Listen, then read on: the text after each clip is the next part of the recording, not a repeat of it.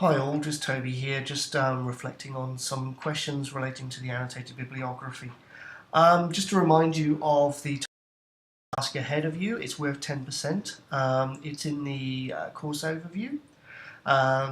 This is what we're asking for, and I've put particular emphasis that hopefully will understand why we're trying to do what we're doing. Accompanying this critical essay will be a bibliography of a range of research materials that have contributed to your study of a particular subject, and that's something that we really need to emphasize.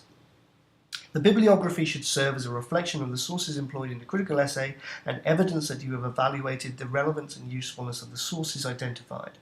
The bibliography should contain no less than 10 texts, drawn from at least 3 source types. The bibliography should be constructed chronology. So there's something very specific in here, but there's also something that I think perhaps might require a little bit of a breaking down a little bit. This phrase, that have contributed to your study of a particular subject. As part of the praxis models that underpins critical practices in first, second and third year, and we continue this in honours and moving into the higher degree space, we respect embodied research and practical explorations as invaluable forms of critical action. We are trying to break down the distinction between writings which were previously considered critical and actions which were previously considered uncritical. So as such, texts and resources that have contributed to making history are to be considered equal to and alongside those that have gone specifically into the critical essay. Okay? So, as part of praxis, we're trying to break down these barriers between different critical forms, understanding that the research that you have undertaken that might be materially focused or reflexive that have gone into the making aspect of it are considered to be just as important and significant as those that have gone into the critical essay. So we're trying to erase that distinction. Okay? We understand that making is a critical form of action, just as writing is. We value them equally, and the bibliography should reflect that coming together. So that's why we're asking you to bring in texts that may have gone into making history into that bibliography. Okay? Because we're trying to break down that distinction. What are we looking for? Well, there's some specific things there. No less than 10 texts. That for the high distinction and distinction rubric that you can find on the Milo, we are specifically for more than 10. Anything less than 10, and we're looking at credit. Okay? And the bibliography should be constructed chronologically. Why is that? Well, first of all, different text types. Books, journals, online, visual resources such as films or docos, exhibitions, and indeed there might be other resources there too.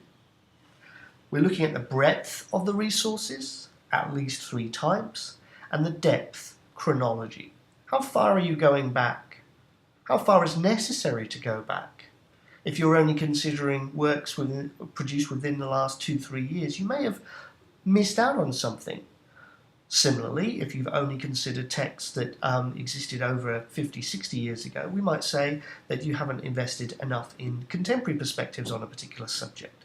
So we're looking at breadth and we're looking at depth. We do not take a hierarchical view of the text types, but we do expect you to explore scholarly forms. And by scholarly forms, we usually employ books and journals. Okay? Edited books that may have multiple authors, or single books, monographs. Journal articles that may be related to art, its histories, its theories, but also journal articles that may encompass other methodologies such as sociology and geography. Okay?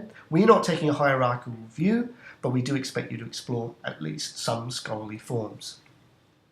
On Milo, you'll find an example that covers some of those types. Now, the examples I've generated for this are mostly within the annotated bibliography. For the annotated bibliography, are mostly scholarly.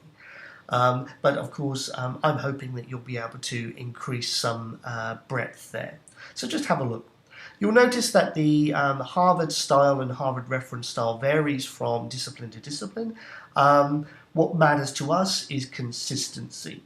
Okay, so this is the Harvard reference styling that we've been using in critical practices and we employ in the honours system. Okay, it may be slightly different for those of you who have come through a different disciplinary background.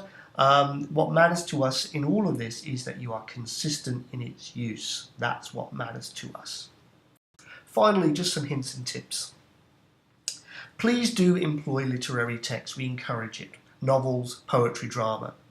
Where it informs your practice. Okay? Don't just put them in because, but if the work of Emily Dickinson is key to your understanding of something that you're trying to embody in your practice, then that is useful to us. It is not the complexity of the text that matters, but its appropriateness to your area of study.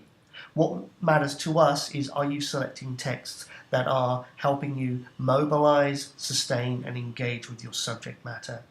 I don't care if it's a complex theoretical work from the German Enlightenment, or whether or not it's a poetry book or or an autobiography written in the last 5 years. What matters is its appropriateness.